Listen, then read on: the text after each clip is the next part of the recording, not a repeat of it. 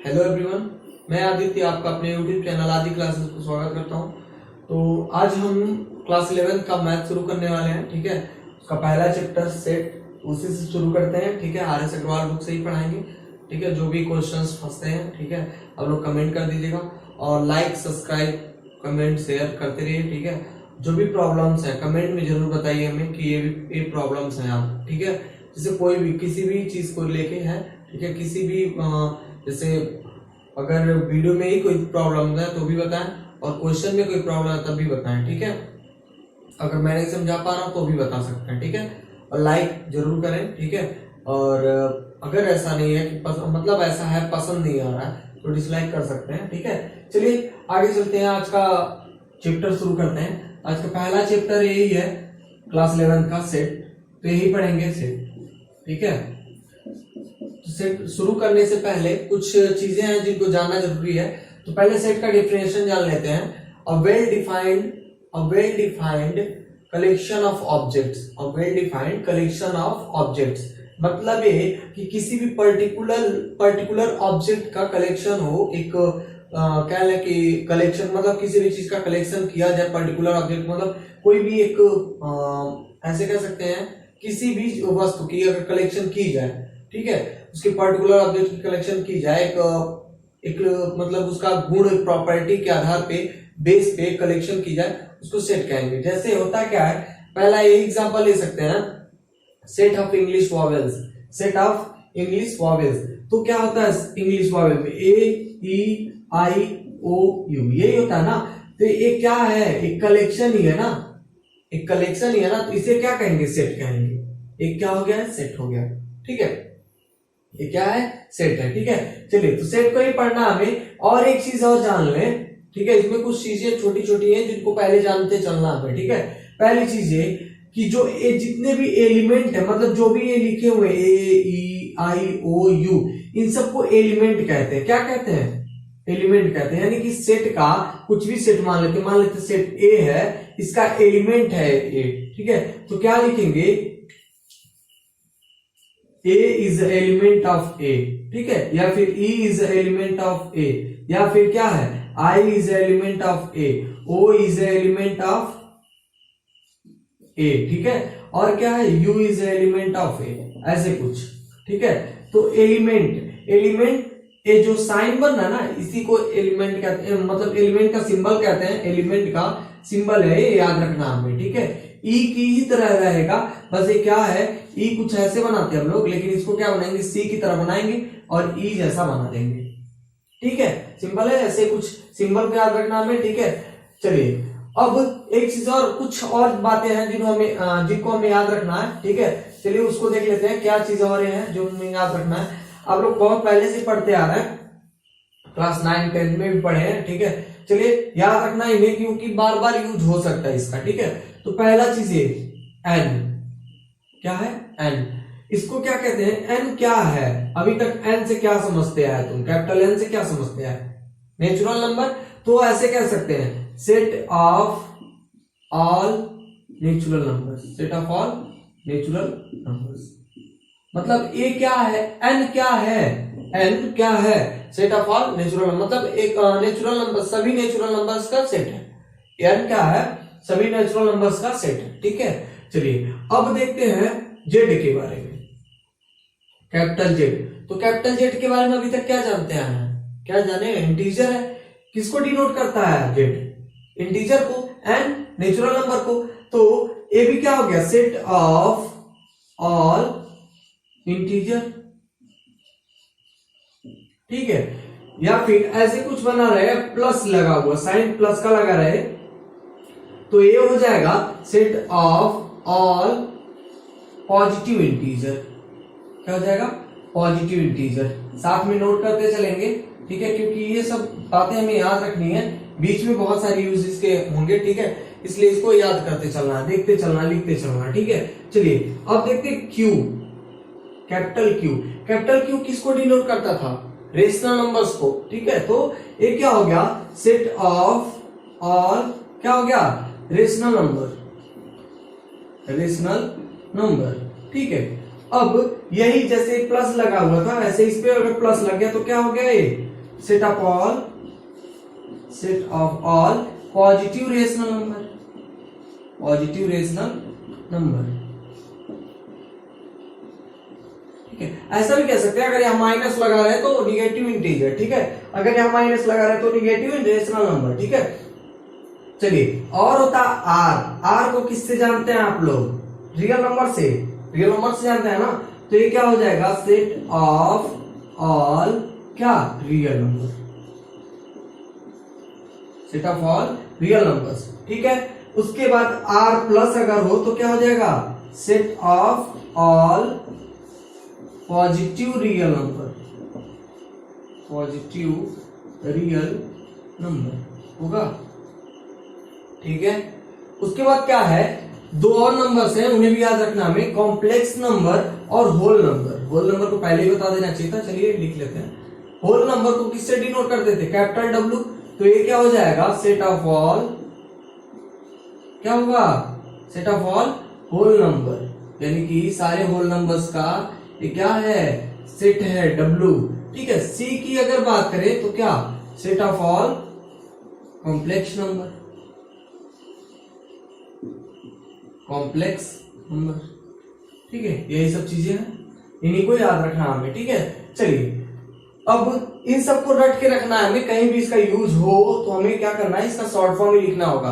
ठीक है, हर जगह set of all whole numbers नहीं लिखना हमें। ठीक है, जैसे अगर हम लोग सेट बिल्डर फॉर्म जब बनाएंगे, ठीक है, सेट बिल्डर फॉर्म में लिखेंगे किसी भी सेट को, तो हमें डब्ल्यू लिखना होगा। ठीक है, set of all whole number नहीं, डब्ल्यू। अगर होल नंबर को दिखाना है तो क्या दिखाएंगे? सिंपली डब्ल्यू दिखा देंगे तो हो गया, वहां सारा होल नंबर हो जाएगा। ठीक है, चलिए अब शुरू करते हैं कि होल सेट को किस तरह से डिस्क्राइब करते हैं, फिर किस तरह से डिनोट करते हैं। ठीक है, चलिए उसको सीख लेते हैं। इसके दो फॉर्म हैं। ठीक है, इसको लिखने के, दर्शाने के, दिखाने के। ठीक है, दो फॉर्म, मतलब दो प्रकार में इसको दर्शाया जा सकता है। ठीक है, पहला फॉर्म ये है रोस्टर फॉर्म। कौन सा form? Roster form, or tubular form इसको कह सकते हैं, ट्यूबुलर फॉर्म। पहला ये है roster form, or tubular form. दूसरा है set builder form, builder form. ठीक है, तो सेट बिल्डर फॉर्म ही थोड़ा सा टफ पड़ता है, रोस्टर फॉर्म बहुत ही इजी होता है।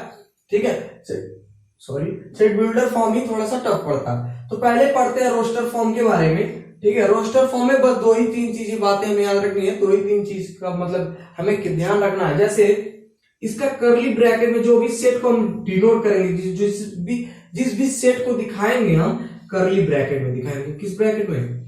कर्ली ब्रैकेट, मतलब ऐसे ब्रेस में। ठीक है, ब्रेसेस में दिखाना है। और जितने भी एलिमेंट होंगे, मतलब इसके अंदर जितने भी एलिमेंट होंगे उनको सेपरेट किया जाएगा किससे? कॉमा से। कॉमा ऐसे होता ना, ऐसे कॉमा से।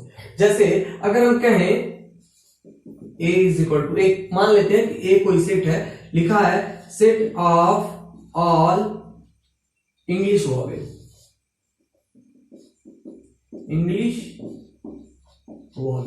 ऐसे कुछ लिखा है, set of all English vowel. ठीक है, इसको क्या करना है? राइट कर रहे हैं, मान लेते हैं ऐसे कुछ question, write a set of vowel in the roster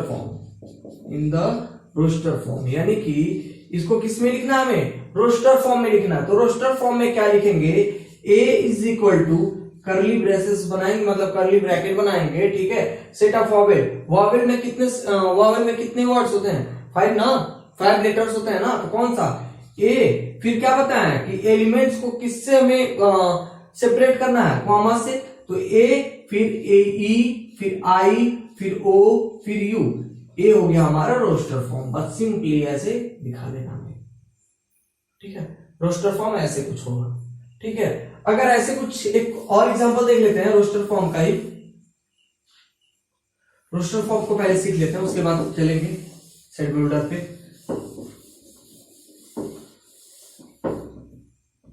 चलिए, अगर कहें a is equal to set of all odd numbers less than 10 कर लेते हैं, लेस देन 10, यानी कि कुछ ऑड नंबर्स का सेट लिखना है हमें, ठीक है, जो 10 नंबर से नीचे मतलब 10 नंबर से नीचे हो, ठीक है। तो क्या होगा, रोस्टर फॉर्म में लिखना है, इन द रोस्टर फॉर्म, ऐसे मतलब रोस्टर फॉर्म में हमें लिखना है, बस ऐसे सिंपली जान ले, रोस्टर फॉर्म में लिखना है। तो हो जाएगा a इज इक्वल टू, ऐसे करली ब्रैकेट बनाएंगे, ठीक है। क्या बोला है, ऑड नंबर्स को लिखना है, किससे नीचे, 10 से नीचे। तो क्या होता है, पहला ऑड नंबर 1, उसके बाद 3, उसके बाद 5, उसके बाद 7, उसके बाद 9, उससे ऊपर नहीं जा सकते, उसके ऊपर 11 हो जाएगा, लेकिन बोला है 10 से नीचे, तो 10 से नीचे 9 तक आ गए, ठीक है। ये हो गया सेट बिल्डर फॉर्म हो गया हमारा, सॉरी रोस्टर फॉर्म हो गया, ठीक है। और एक दो एग्जांपल ले लेते हैं, मान लेते हैं बी कोई सेट है, उसमें लिखा हुआ है सेट ऑफ द अल्फाबेट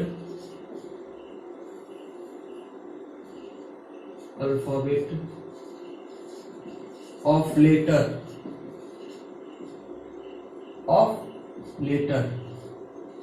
मतलब लेटर कोई वर्ड है, ऑफ द वर्ड लेटर, ठीक है। मतलब इसका क्या करना है, वर्ड लेटर का मतलब लेटर का हमें क्या करना है, रोस्टर फॉर्म लिखना है। क्या करना है, लेटर का रोस्टर फॉर्म लिखना है। तो हो जाएगा b is equal to curly braces मतलब ब्रेसेस बनाएंगे, ठीक है। उसमें क्या एल इसमें है ना, एल हो गया, फिर ई हो जाएगा, फिर टी हो जाएगा, फिर आर हो जाएगा। एक बात याद रखनी है हमें, जो भी हम लोग एलिमेंट लिख रहे हैं वो रिपीट नहीं होना चाहिए। जो भी एलिमेंट इसमें लिखेंगे ना ब्रेसेस के अंदर, वो रिपीट नहीं होनी चाहिए। जैसे एल ई देखे 2 बार है, तो 2 बार की जगह एक ही बार लिखे, ठीक है। देखे टी 2 बार है, तो एक ही बार लिखे, ठीक है। तो ये चीजें याद रखनी है हमें कि 2 बार रिपीट नहीं होना है, ठीक है। और भी कुछ देख लेते हैं, set of all letter mathematics, ठीक है, मैथमेटिक्स का देख लेते हैं। तो हो जाएगा क्या, ऐसे कुछ देखें, मैथमेटिक्स ऐसे कुछ लिखा रहता ना, मैथमेटिक्स, इसको शॉर्ट फॉर्म में याद करने का कुछ स्पेलिंग कुछ लोगों को नहीं याद होता, तो ऐसे कुछ, ठीक है, मैथमेटिक्स, ठीक है। तो इसका कुछ मान लेते हैं, C is equal to set of all words of mathematics, ठीक है। तो इसको अगर रोस्टर फॉर्म में दिखाना है तो करली ब्रेसेस बनाएंगे, यानी कि करली ब्रैकेट बनाएंगे।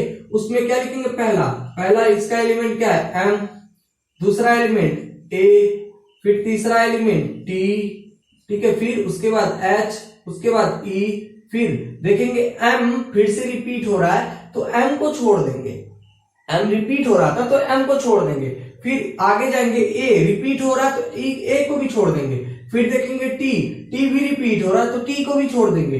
फिर I, फिर C, फिर S।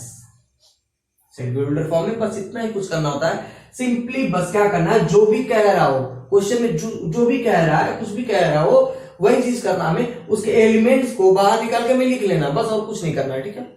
एलिमेंट्स को क्या करना है, लिख लेना हमें, ठीक है। और कि कैसे लिखना है, कॉमा से हम लोग को इसको सेपरेट करते चलना है, और किसके अंदर लिखना है, करली ब्रैकेट के अंदर, यानी कि ब्रेसेस के अंदर हमें लिख लेना है, बस रोस्टर फॉर्म इतना ही है, ठीक है।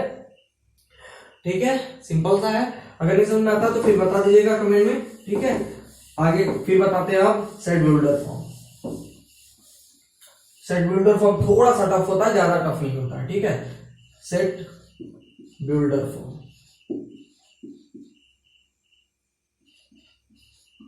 सेट बिल्डर फॉर्म, चलिए सेट बिल्डर फॉर्म के बारे में जानते हैं। सेट बिल्डर फॉर्म में पहले कुछ चीजें हैं जिन्हें जानना है।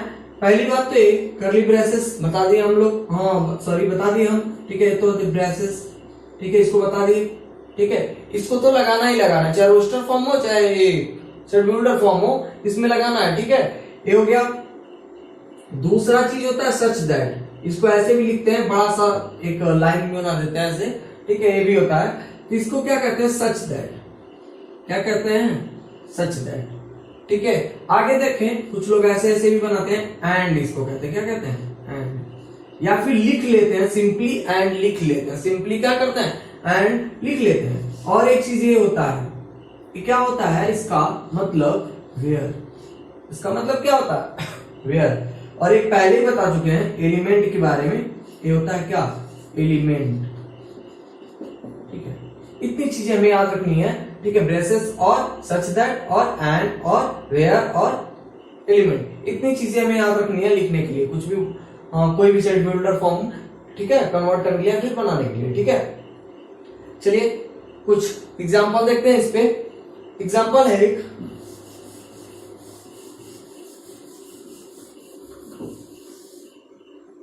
एग्जांपल है write set A is equal to, कुछ ऐसे दिया हुआ है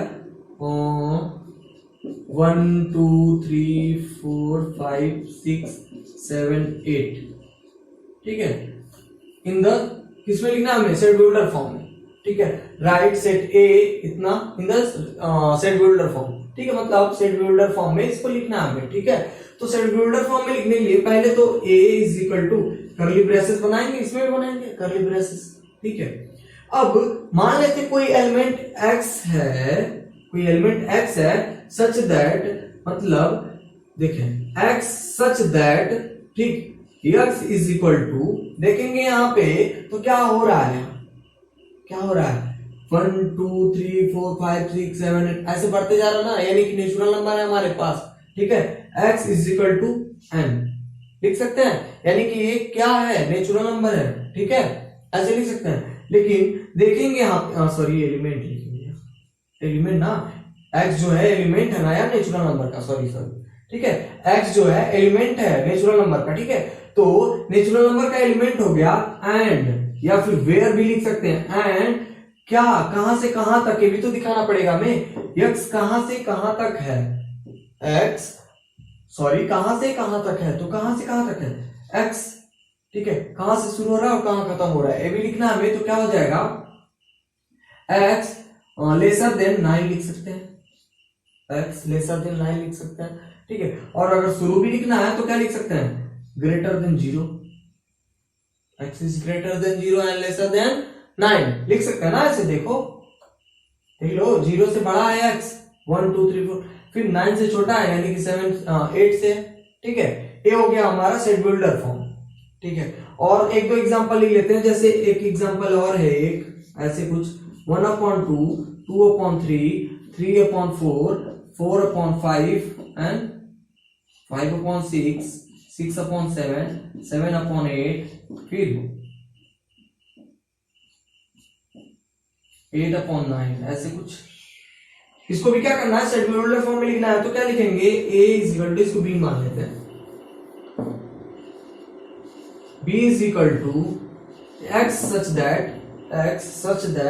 x इज इक्वल टू एक फ्रैक्शन वैल्यू, एक हम इक्वेशन बना लेंगे, x सच दैट n क्या है, नेचुरल नंबर है n+1।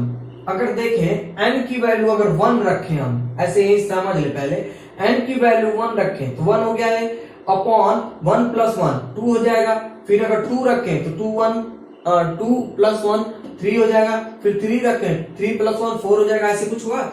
x such that x is equal to something, ठीक है, इतना मतलब इसके इक्वल होगा। ठीक है, वेयर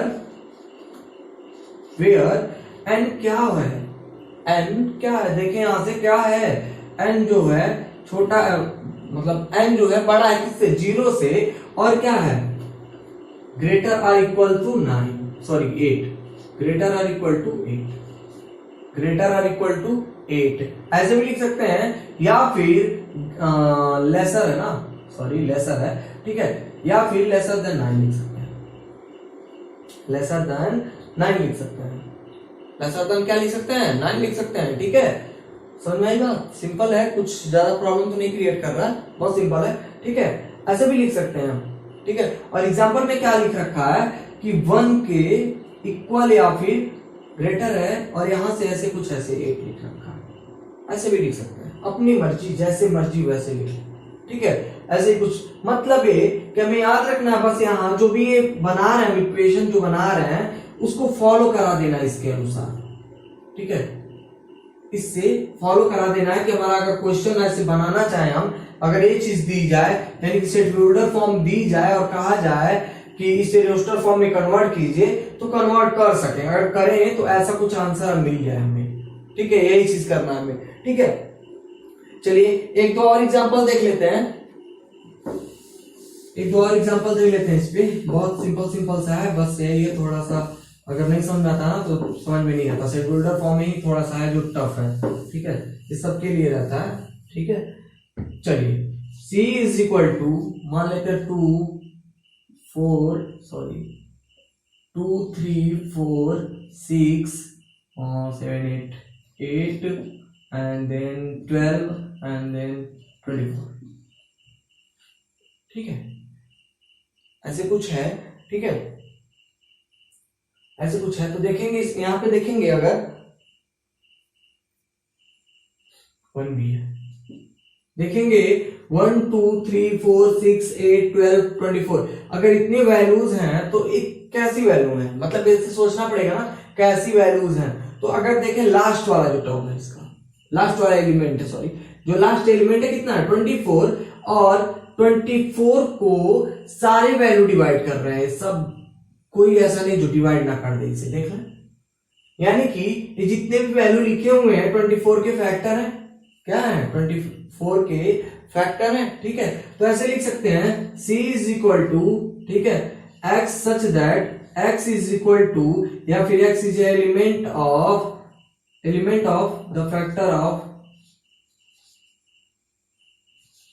सॉरी,